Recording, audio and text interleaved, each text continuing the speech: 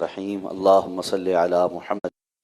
کما صلیت علی ابراہیم وعلی آل ابراہیم انک حمید مجید اللہم بارک علی محمد وعلی آل محمد کما بارکت علی ابراہیم وعلی آل ابراہیم انک حمید مجید عن عائشة رضی اللہ تعالی عنہ قالت اصیب سعد یوم الخندق فضرب عليه رسول الله صلى الله عليه وسلم خيمة في المسجد ليعوده من قريب متفق علیہ۔ ام المؤمنین حضرت عائشہ صدیقہ رضی اللہ تعالی عنہ روایت فرماتی ہیں کہ غزوہ خندق کے موقع پر حضرت سعد رضی اللہ تعالی عنہ کو زخم لگا، چنانچہ نبی کریم صلی اللہ علیہ وسلم نے مسجد نبوی میں ہی ان کا خیمہ لگوا دیا تاکہ پاس ہی سے ان کی عیادت کر سکے۔ یہ حدیث مبارکہ صحیح بخاری اور صحیح مسلم کی متفق علیہ روایت۔ کتاب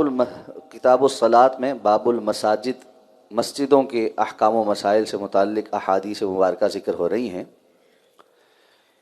اس حدیث مبارکہ کو یہاں بیان کر کے سب سے پہلا جو مسئلہ ثابت کیا گیا ہے جو باب سے متعلق ہے وہ یہ کہ مسجد میں کسی کی تیمارداری کی جا سکتی ہے۔ حضرت سعد رضی اللہ تعالیٰ عنہ جب زخمی ہوئے تو آپ صلی اللہ علیہ وسلم نے ان کا خیمہ مسجد میں لگوا دیا تاکہ آپ ان کی تیمارداری روزمرہ کے اوقات میں کر سکیں، اور اپنے حجرے سے نکلتے ہی مسجد میں آتے آپ حضرت سعد کے جو حال احوال ہے وہ پتہ کر سکیں۔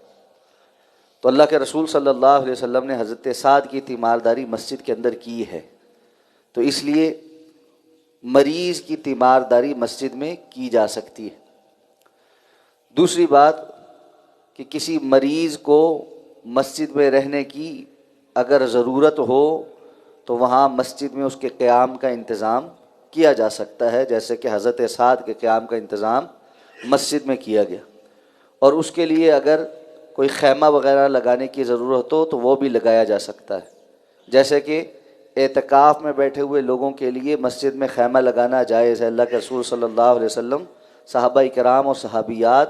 اعتکاف بیٹھتے تھے تو مسجد نبوی کے اندر ہی خیمے لگاتے تھے۔ تو اسی طرح اگر کسی ضرورت کے وقت کوئی شخص مسجد میں ٹھہرا ہے اور اس کے لیے خیمہ لگانے کی ضرورت ہے تو مسجد میں علیحدہ سے ایک خیمہ یا پردہ لگایا جا سکتا ہے جہاں پر وہ اپنا قیام کر سکے۔ یہ واقعہ غزوہ خندق کا ہے، اور یہ حضرت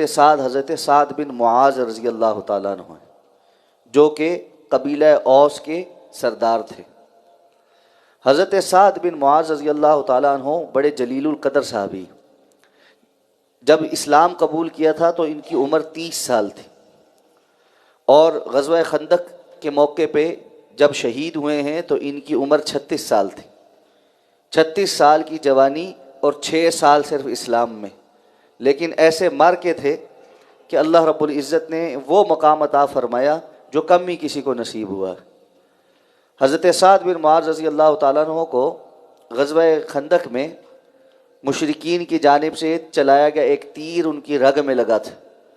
اور جس کی وجہ سے خون بڑی تیزی کے ساتھ بہتا ہے، اور عام طور پہ اس رگ میں خون جب زخم لگ جائے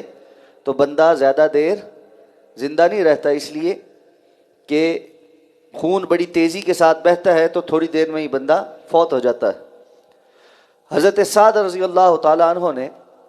اللہ تعالیٰ سے اس زخم کے لگنے کے بعد دعا کی تھی کہ یا اللہ مجھے اس وقت تک زندہ رکھنا جب تک کہ میں بنو قریظہ کا انجام اپنی آنکھوں سے نہ دیکھ لوں۔ بنو قریظہ یہود کے قبیلوں میں سے ایک قبیلہ تھا، اور یہ قبیلہ اوس کا حلیف قبیلہ تھا۔ جب خندق میں یہود نے اور بالخصوص بنو قریظہ نے منافقین کے ابھارنے پر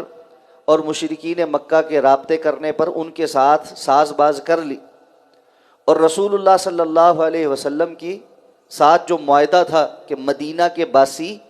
مدینہ کی حفاظت کریں گے اور بیرونی دشمن کے مقابلے میں ایک دوسرے کی معاونت کریں گے اور باہر سے آنے والے دشمن کی کوئی بھی مدد نہیں کرے گا، تو بنو قریظہ نے اس موقع پہ اللہ کے رسول صلی اللہ علیہ وسلم کے ساتھ اس معاہدے کی خلاف ورزی کی، اور باہر سے آنے والا جو مشرکین کا لشکر تھا ان کی معاونت کی۔ جب غزوہ خندق مکمل ہو گیا اور حضرت سعد رضی اللہ تعالیٰ عنہ کو زخم لگا اور اللہ کے رسول نے ان کا مسجد نبوی میں ٹھہرنے کا انتظام کر دیا، ایسے میں جب آپ صلی اللہ علیہ وسلم گھر تشریف لائے اور آپ جنگی ہتھیار اور جلدی لباس اتارنے والے تھے تو جبریل امین تشریف لائے، اور حدیث کے الفاظ ہیں کہ وہ ابھی تک جنگی لباس میں تھے، اور انہوں نے اللہ کے رسول صلی اللہ علیہ وسلم سے فرمایا کہ اللہ آپ نے تو جنگی لباس اتار دیا ہے لیکن ابھی تک فرشتوں کو یہ حکم نہیں ملا، اور بنو قریظہ جو ہے ان کا معاملہ ابھی باقی ہے۔ تو رسول اللہ صلی اللہ علیہ وسلم نے صحابہ کرام کو وہ حکم دیا تھا کہ عصر کی نماز بنو قریظہ میں جا کر پڑھے، جس پر بعض صحابہ نے رستے میں عصر کی نماز پڑھ لی اور بعض نے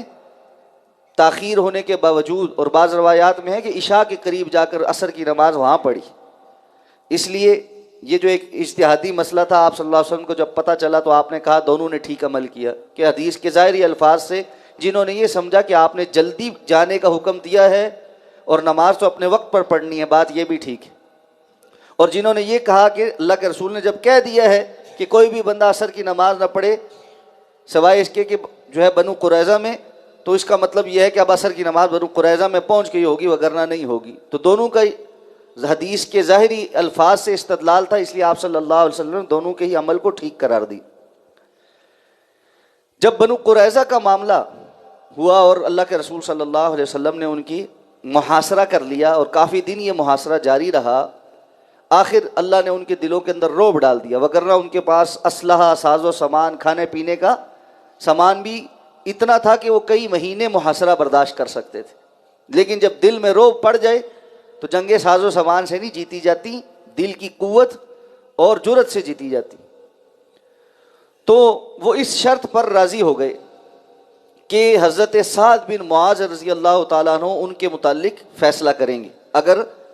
ان کے متعلق فیصلے کا اختیار سعد بن معاذ کو دیا جائے تو وہ ان کا فیصلہ قبول کر لیں گے، کیونکہ ان کو یہ تھا کہ سعد بن معاذ ہمارے پرانے حلیف ہیں تو اس وجہ سے وہ ہمارے ساتھ رعایت کریں گے۔ حضرت سعد بن معاذ رضی اللہ تعالیٰ عنہ کو سواری پر بٹھا کر لایا گیا، اور ان کی وہ دعا اللہ نے قبول کی کہ جب تک بنو قریظہ کا انجام نہ دیکھ لیں اس وقت تک ان کو شہادت نہ ملے۔ تو حضرت سعد رضی اللہ تعالیٰ عنہ نے فیصلہ یہ کیا کہ بنو قریظہ کے جتنے جوان مرد ہیں ان سب کو قتل کیا جائے، اور ان کی خواتین کو لونڈی بنایا جائے گا، اور ان کے اموال غصب کیے جائیں گے اور مجاہدین میں تقسیم ہوں گے۔ اللہ کے رسول صلی اللہ علیہ وسلم نے حضرت سعد کے اس فیصلے کو سراہا کہ سعد نے وہ فیصلہ کیا ہے جس پر اللہ تعالیٰ عرش پر بھی خوش ہے، کہ اللہ کی بھی مرضی اور منشا یہی ہے کہ ان کو اسی طرح سزا دی جائے۔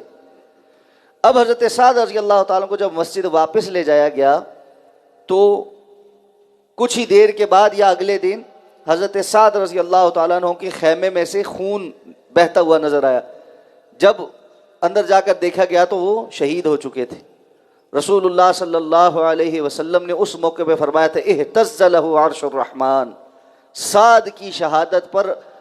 رحمان کا عرش بھی جھوم اٹھا۔ اور جب اللہ حضرت سعد کا جنازہ لے کے جایا جا رہا تھا تو اس موقع پر آپ صلی اللہ علیہ وسلم بڑے پھونک پھونک کے قدم رکھتے تھے۔ صحابہ نے فرمایا اللہ کے رسول آپ اس طرح قدم کیوں رکھ رہے؟ آپ نے فرمایا اس کثیر تعداد میں آج سعد کے جنازے میں شرکت کے لیے فرشتے اترے ہیں کہ مجھے جگہ نہیں ملتی تو میں بڑا جگہ ڈھونڈ ڈھونڈ کر اپنے قدم رکھتا ہوں۔ تو یہ 6 سال کی زندگی جو ایمان میں گزاری، اور 30 سال سے 36 سال کے درمیان انسان جانتا ہے کہ جوانی کا عروج ہوتا ہے اور انسان اپنی خواہشات اور اپنی تمنائیں پوری کرنے کے لیے کسی بھی حد سے گزر جاتا ہے۔ اس عرصے میں حضرت سعد رضی اللہ تعالیٰ عنہ نے اسلام کے لیے ایسی خدمات سر انجام دی کہ یہ حضرت سعد بن معاذ ہی تھے جنہوں نے اللہ کے رسول صلی اللہ علیہ وسلم کو فرمایا تھا کہ اللہ کے رسول آپ جس طرح ہمیں حکم کریں گے ہم آپ کے ساتھ قتال کریں گے، ہم موسیٰ علیہ السلام کی قوم کی طرح نہیں ہیں جنہوں نے کہا تھا کہ اذهب انت وربک فقاتلا ان هاهنا قاعدون، آپ اور آپ کا رب جائیں اور قتال کریں، ہم تو یہاں بیٹھے ہوئے ہیں، آپ ہمیں جہاں حکم کریں گے ہم آپ کے ساتھ وہاں پر آپ سے پہلے موجود ہوں۔ تو حضرت سعد رضی اللہ تعالیٰ عنہ کی دین کے لیے بڑی خدمات ہیں. اس کے باوجود جب ان کو دفن کیا جا رہا تھا، اللہ کے رسول صلی اللہ علیہ وسلم تدفین کے بعد فرمایا کہ اپنے بھائی سعد کے لیے دعا کرو کہ قبر اس کے لیے تنگ ہو گئی ہے. اور پھر آپ نے فرمایا اگر کوئی قبر کے بھیجنے سے بچ سکتا ہوتا تو وہ سعد ہوتا. اس سے یہ بات پتہ چلتی ہے کہ ہر وہ شخص جس کو قبر میں دفنایا جاتا ہے، قبر ایک مرتبہ اس کو دبوچتی ہے. اور قبر کا یہ دبوچنا سعد بن معاذ رضی اللہ تعالیٰ عنہ جیسے جلیل القدر صحابی کے لیے بھی تھا. اس لیے انسان کو فکر کرنی چاہیے کہ وہ اپنی قبر کے اندر اللہ کے سامنے کس حال میں پیش ہوگا. اللہ کے رسول صلی اللہ علیہ وسلم کی دعاؤں میں سے ایک دعا یہ بھی ہے، اللہم آنس وحشتنا فی القبور، یا اللہ ہماری قبر کی وحشتوں کو انسیت میں تبدیل فرما دینا ہمارے لیے. یعنی ہم قبر میں اس کی وحشت سے گھبرائے نہیں، بلکہ ہمارے لیے جس طرح حدیث کے اندر آتا ہے کہ اس کے نیک اعمال، اور بعض روایات میں آتا ہے کہ قرآن ایک انسان کی صورت میں آ کر اس کے پاس کھڑا ہو جائے گا، اور جس طرف سے بھی فرشتے اس کی طرف آنے لگیں گے یہ قرآن سامنے آ کے کھڑا ہو جائے گا اور کہے گا تمہارے لیے اس بندے کی طرف ادھر سے بھی رستہ نہیں، ادھر سے بھی نہیں، ہر جانب سے وہ اس کی حفاظت کرے گا اور کہے گا اس بندے تک تم نہیں پہنچ سکتے. اللہ رب العزت ہمیں ایسا صاحب قرآن بنا دے. سبحانک اللہم و بحمدک، نشہد ان لا الہ الا انت، نستغفرک و نتوب الیک. جی.